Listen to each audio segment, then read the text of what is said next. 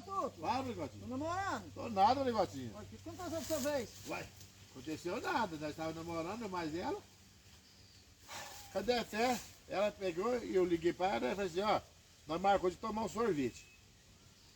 Mas não deu certo. Aí eu peguei e falei pra ela, liguei e falei, não vai dar certo, nós tomar sorvete não. E ela ficou meio calada, sabe? Nem respondeu mais nada. Aí eu peguei e falei assim, o que é que eu faço agora? Ela falou, nada. Aí eu peguei e fui lá pra baixo, lá tirei a roupa, né? Peguei, vesti uma roupa de banho e ó, dentro da piscina, eu tô lá nadando. Aí fiquei lá nadando. E ela não terminou comigo. Mas dessa vez ela tá certa, porque até eu tô Certo, namorado, não, se ela fizesse que falou pra mim, falou assim, eu falei assim, o que nós vai fazer? Ela falou, nada, eu fui nadar. Ó, isso. Não, até eu terminava. Não. Por isso que eu tô sozinho, eu sempre. achei bom, tô nem aí, porque assim, eu economizo o dinheiro de sorvete. Nossa senhora, meu Deus do céu.